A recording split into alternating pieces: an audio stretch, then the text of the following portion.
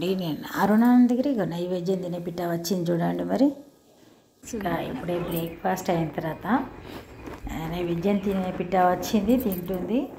ఇక్కడైతే నేను అనపకాయలు ఒలుస్తున్నా.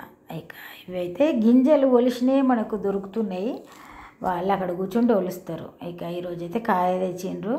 ఇది ఒలవడం చాలా కష్టం అనిపిస్తుంది. గింజలు అయితే తొందరగా ఏదో ఒకటి చేసుకోవచ్చు, మొత్తానికి టైం ఉంది కాబట్టి ఒలుస్తున్నా. రైస్ కడిగి పెట్టిన. ఇక 11:30కి మళ్ళీ మనం వంట స్టార్ట్ చేసుకుంటే సరిపోతుంది. ఆ లోపల ఈ ఒలుద్దామని ప్రయత్నం. అయితే ఈ గింజలన్నీ కూడా ఉడకబెట్టి పోపు వేసుకొని ఈవినింగ్ టీ టైంకు మనం స్నాక్ లాగా తినచ్చు. ఇది పాతకాలం నుండి తెలంగాణలో ట్రెడిషనల్ ఫుడ్. సీజనల్గా వస్తుంది కాబట్టి కంపల్సరీ తినాలి, ఒకసారన్నా 2 సార్లు అలా. తర్వాత వీటితోటి కుడుములు కూడా వేసుకుంటారు, బియ్యం పిండిలు వేసి. ఆ కుడుములు ఒలిసిన తర్వాత కుడుములు చేద్దామని అని అనుకున్నా, కానీ మా వారు ఇక పోపుకి వేయమంటే ఇక గుడాలు చేస్తున్నా. షొండలు గుడాలు అని అంటారు. ఇవి ఈ సీజన్లో వస్తాయి కాబట్టి ఇక 2-3 నెలలు అంతే, ఎక్కువ రావు. ఆ టైంలో మనం తినాలి. ఇక ఇక్కడైతే మా వారు ఫోను తన వేరే ఏదో చూస్తుండ్రు, అందుకని మళ్ళీ నేను వాయిస్ ఓవర్ ఇవ్వాల్సి వస్తుంది. అట్లా ముచ్చట్లు పెట్టుకుంటూ మరి ఏదో కొలుస్తున్నా. ఇక తర్వాత మళ్ళీ మనం వంట ప్రారంభిద్దాం. కాశీపోతున్నావా? అటు వస్కా కాసుకోవడానికి డబ్బులు కావాలని నచ్చిండు. మరి ఏదో మనకు తోచినంత ఇచ్చి పంపించినాం. ఇక ఇంతకుముందు ఒలవడం స్టార్ట్ చేసినో లేదో, ఇది ఒలవడం స్టార్ట్ చేసిన తర్వాత ఒక ఆయన గంగిరెద్దులు అయినా వచ్చిండు. ఆయన పోయిన తర్వాత ఇంకొక 10 నిమిషాలు అయినదో లేదు, ఇప్పుడు కాశీయాత్ర అయినా వచ్చిండు. ఇక అసలు ఇంట్లో ఉంటే లేడీస్ హౌస్ వైఫ్ అంటే ఇక పొద్దున్న దాకా మంచిగా తింటారు ఉంటారని అనుకుంటారు, కాకపోతే 24 hours డ్యూటీ లాగా ఉంటుంది. ఇక అట్లా సరే. ఇక ఇప్పుడు ఇవి ఒలిచి పెట్టుకొని మళ్ళీ వంట కార్యక్రమం చేసి లంచ్ చేసిన తర్వాత ఒక గంట, ఆ గంట 2 గంటలు కొంచెం రెస్ట్ ఉంటుంది. ఆ టైంలో మళ్ళీ వాషింగ్ మిషన్, పాత బట్టలు మనం ఎండిని తీసుకొచ్చి మరత పెట్టడం ఇవన్నీ ఉండనే ఉంటాయి.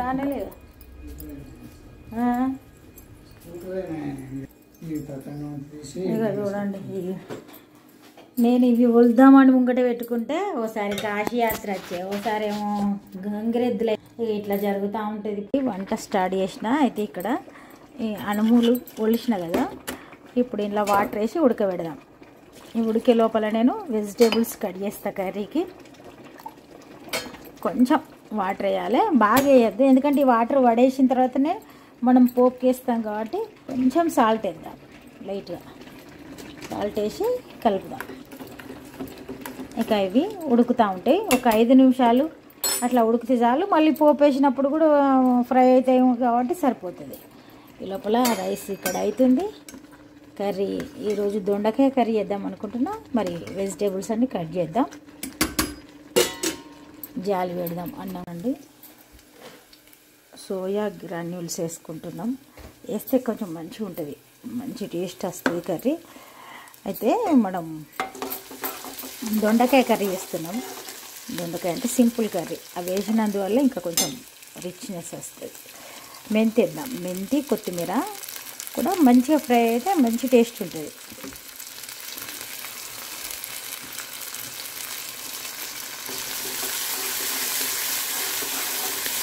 మెంతి కొత్తిమీర. ఇక ఇప్పుడు అల్లం వెల్లుల్లి పేస్ట్ కూడా వేద్దాం. ఇదిగోండి అల్లం వెల్లుల్లి పేస్ట్, 4 వెల్లుల్లిపాయలు, కొంచెం అల్లం పేస్ట్ అంతే. మనం ఇంకా వేరే సపరేట్ మసాలాలు ఏం వేసుడు అవసరం లేదు. అల్లం వెల్లుల్లి పేస్ట్ వేసినాం, కొత్తిమీర, మెంతి, పచ్చిమిర్చి, ఉల్లిగడ్డ, వాటి అన్నిటితోటి మంచి టేస్ట్ ఉంటుంది. ఎక్కువ శాతం మసాలాలు వాడకుండా ఇట్లా వండుకోవడానికి ప్రయత్నం చేయాలి.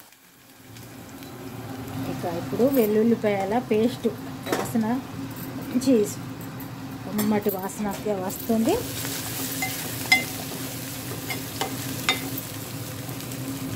ఇప్పుడు దొండకాయలు వేద్దాం. ఫస్ట్ సోయా వేయద్దు, దొండకాయలు వేయాలి, ఎందుకంటే దొండకాయలు మగ్గిన తర్వాత అది వేసుకుంటే సరిపోతుంది.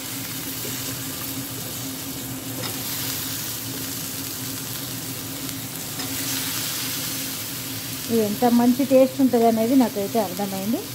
సూపర్ టేస్ట్ ఉంటుంది.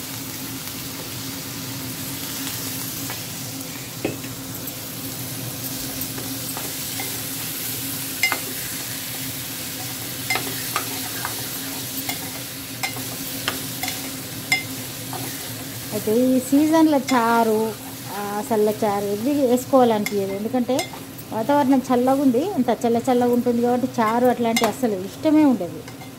మగ్గనిద్దాం. మగ్గిన తర్వాత మిరప్పొడి, ఉప్పు తర్వాత వేద్దాం. మూత పెట్టి ఉంచుదాం. ఇక్కడ చూడండి, ఇంతకుముందు ఉడకబెట్టినా కదా అనుములు, మంచిగా ఉడికినాయి. ఉప్పు కూడా లైట్గా ఉంది, ఎక్కువ లేదు ఉప్పు, మంచిగా ఉంది. ఇవి పోపు వేసుకుందాం. ఎప్పుడు 4 గంటలకు పోపు వేద్దాం. ఇప్పుడు లంచ్ చేసి కొంచెంసేపు రెస్ట్ తీసుకొని మళ్ళీ 4కు లేచి ఇవి పోపు వేసుకొని అవి తిన్న తర్వాత టీ తాగుదాం. కర్రీ సంగతి చూద్దాం. వెజిటేబుల్స్ అంటే దొండకాయ మంచిగా మగ్గిపోయింది. ఈ టైంలో మనం ఉప్పు కారం వేద్దాం.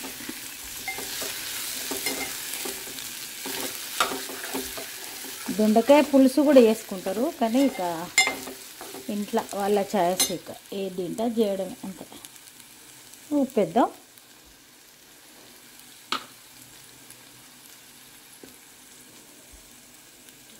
మిరప్పొడి. ఇప్పుడు ఉప్పు కారం ఎక్కువ వేసినట్టు అనిపిస్తుంది కదా, ఇవి వేస్తా కదా అందుకని వేసిన.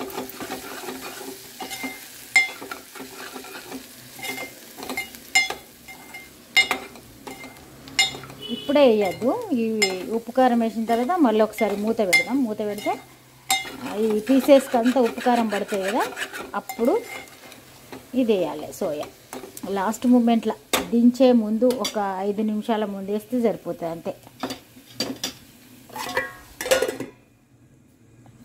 కర్రీ దించుతాం అనేటప్పుడు 5 నిమిషాల ముందు వేసుకుంటే సరిపోతుంది అంతే, అంతకంటే ఎక్కువ వేయాల్సిన అవసరం లేదు. ఇప్పుడు ఈ దొండకాయ పీసెస్ అంతా ఉప్పు కారం పట్టుకొని మగ్గిపోతాయి. సోయా వేసేద్దాం. చూడండి, దొండకాయ పీసెస్ అంతా మంచిగా మగ్గిపోయినాయి. ఈ టైంలో మనం సోయా వేసుకోవచ్చు. జాలి పెట్టిన, ఎందుకంటే అది ఎక్కువ హీట్ అయితే మాడిపోతుందని జాలి పెట్టిన. ఇక్కడ చూడండి, మనం దొండకాయ పీసెస్ అన్నీ కూడా మంచిగా మగ్గిపోయినాయి. ఈ టైంలో వేయాలి. వేస్తే ఇక మనకు పీసెస్ అన్నీ మంచిగా ఉంటాయి. వేసేద్దాం. మరి మనం ఆల్రెడీ ఉప్పు కారం వేసినాం కాబట్టి ఇక అంత సరిపోతుంది.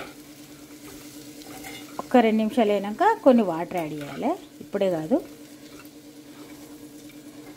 అట్లా కాదనుకుంటే ప్లేట్ మీద కూడా పోసి పెట్టచ్చు.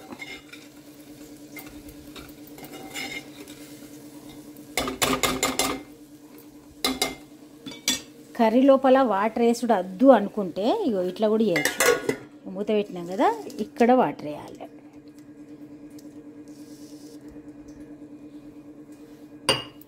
ఇక ఇప్పుడు స్టీమ్ తోటి మంచిగా అవుతుంది. లేకుంటే కర్రీ లోపలనే వాటర్ వేద్దాం అనుకుంటే మీరు అందులోనే ఇన్ని వేసుకోవచ్చు, ఎక్కువ వేయద్దు. ఇన్ని వాటర్ వేసి మూత పెడితే సరిపోతుంది, ఇంకా మగ్గిపోతుంది అంతే. ఇక ఇక్కడ చల్లచారు చేద్దాం అనుకుంటున్నా. పెరుగు వేసిన తర్వాత ఉప్పు లైట్గా అవసరం ఎంత ఉంటే అంత ఉప్పు వేయాలి. తర్వాత కొద్దిగా మిరప్పొడి వేద్దాం, పోపు వేసుకుందాం అంతే. Simple process.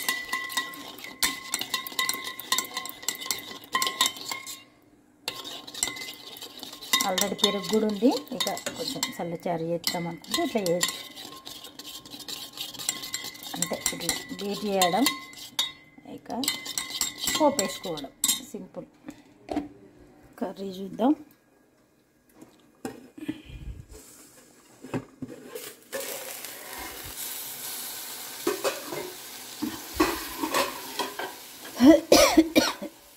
మంచిగా మగ్గింది. స్టవ్ ఆన్ చేసుకుందాం. సూపర్గా మగ్గిపోయింది. పైన వాటర్ పెడితే స్టీమ్ అయ్యి లోపల మంచిగా మగ్గిపోతాయి. అట్లా కర్రీలా వాటర్ వేసుడు ఇష్టం లేకపోతే ఈ మెథడ్ ఫాలో కావాలి. ఒక్కొక్కసారి మనకు వాటర్ వేసుడు ఇష్టం ఉండదు కదా, అట్లాంటప్పుడు ఇట్లా ఫాలో అయితే అయిపోతాయి. లంచ్ అయితే రెడీ అయింది. ఇది ఇంతకుముందు మనం చేసుకున్నాం దొండకాయ కర్రీ, తెల్లచారు, అన్నం, పచ్చడి, పెరుగు. ఇది మరి మన లంచ్. ఇక ఇప్పుడు లంచ్ అట్లా ఉంది కదా, ఇక ఈవినింగ్ ఇవి చేయాలి. అవి నేను అరుణానందగిరి మళ్ళీ చూస్తుండగానే 4:30 అయిపోయింది. ఇక ఇప్పుడు సాయంత్రం ఆల్రెడీ ఇవి లంచ్ టైంలో ఉడకబెట్టినా కదా, కొన్ని వాటర్ వేసి బాయిల్ చేసినాం. ఒక 5 minutes బాయిల్ చేసినాం, వాటర్ పడేసినాం. ఇక ఇప్పుడు దీంట్లో పోపు వేసుకుందాం. చూడండి, వెల్లుల్లిపాయలు, ఉల్లిగడ్డ, పచ్చిమిర్చి, కరివేపాకు, జీలకర్ర, పసుపు, ఉప్పు, కారం, అంతే. ఇక ఇప్పుడు ఆయిల్ హీట్ అయ్యే లోపల వెల్లుల్లిపాయలు దంచుదాం. కొంచెం ఘాటుగా ఉండాలి ఇది, వెల్లుల్లిపాయలు దంచాలి.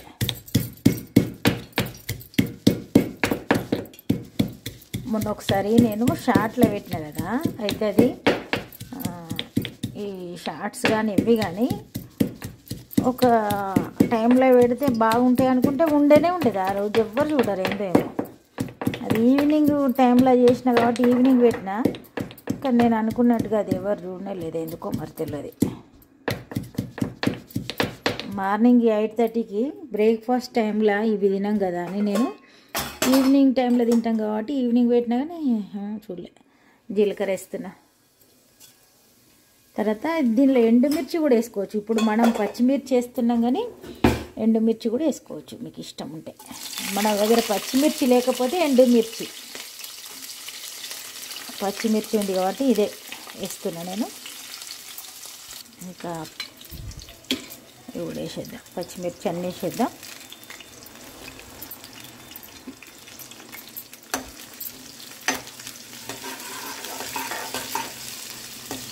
పాతకాలంలో అయితే 21st డే ఉంటాయి కదా, పిల్లలు పుట్టిన తర్వాత పురుడు, దానికి ఇవే చేసేటోళ్ళు. ఇక్కడ తెలంగాణలో ఇక ఇట్లా జనాలందరిని పిలిచి 21st డే చేస్తే నైట్లో చేసేటోళ్ళు.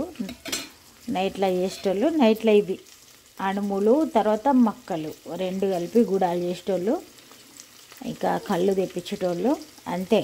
ఇక మామూలుగా అన్నం తినే వాళ్ళకేమో ఇక వెజ్ తోటే భోజనం ఉంటుండే. అప్పుడు నాన్ వెజ్ వాడు చాలా తక్కువ ఉండే పాతకాలంలో.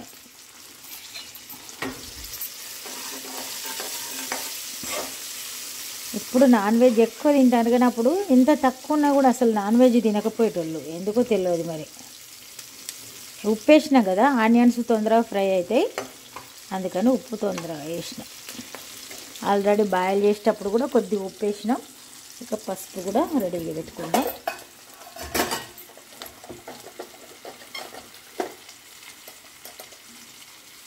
పసుపు కూడా వేద్దాం.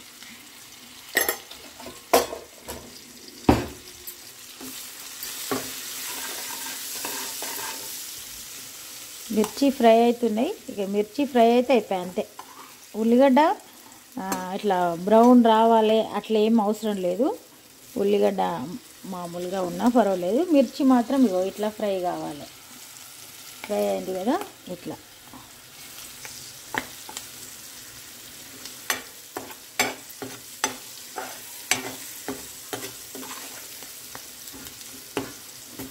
ఇంకా దీనికి మెయిన్గా వెల్లుల్లిపాయలు ఉండాలి ఎక్కువ. వెల్లుల్లిపాయలు ఉంటే కమ్మటి టేస్ట్ ఉంటుంది. ఇక ఇప్పుడు పచ్చిమిర్చి ఇంకా ఫ్రై అవుతాయి. ఈ లోపల మనం వెల్లుల్లిపాయలు దంచినాం కదా, ఇది కూడా వేసేద్దాం. ఈ వెల్లుల్లిపాయలు కూడా కొందరికేమో మొత్తం కనిపించకుండా ముక్కలు అయితే బాగుంటాయి, కొందరికేమో ముక్కలు కనిపించాలి. అట్లా మన తినే అలవాట్లను బట్టి మనం వేసుకోవాలి. ఏదైనా ఇంట్లో వాళ్ళకి ఎట్లా నచ్చుతుంది అనేది ఆలోచించుకుంటే వేయాలి. పొట్టుతోటి దంచినాం, పొట్టు తీసి దంచాల్సిన అవసరం లేదు, పొట్టుతోటి దంచినాం.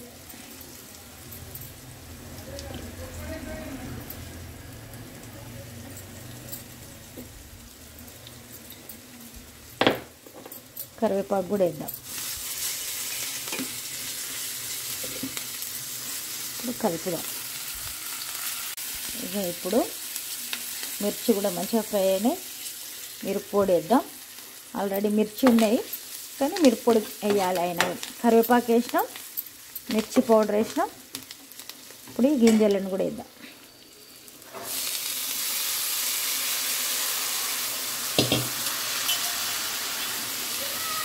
వెల్లుల్లిపాయలు వేసినాం కదా, ఇంత మంచి కమ్మటి స్మెల్ వస్తుంది.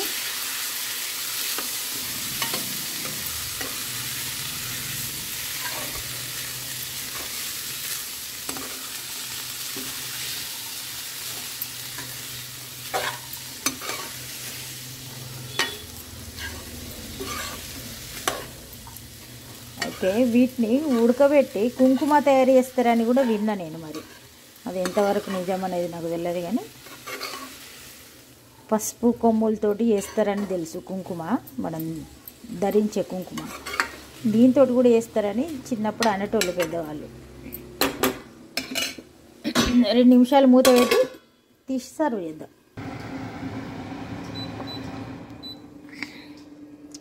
టీ పెట్టి ఉంచిన ఇవి ఎట్లా అయినాయో చూద్దాం.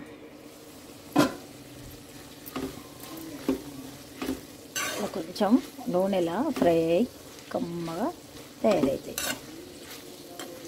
ఉప్పు కారం కూడా వీటికి పట్టినట్టు అవుతుంది. మంచి టేస్ట్ అయితే అవుతాయి. మంచిగా ఉడికినట్టు అవుతాయి. నూనెలా ఉడికినట్టు కమ్మగా ఉంటాయి. ఇప్పుడు ఇవి తిందాం. ఇటు సైడు టీ రెడీ అవుతుంది.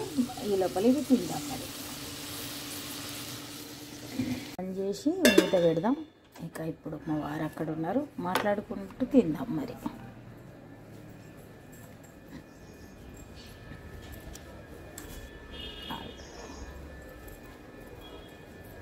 ఇదిగో డోర్ దగ్గర పెట్టేస్తా.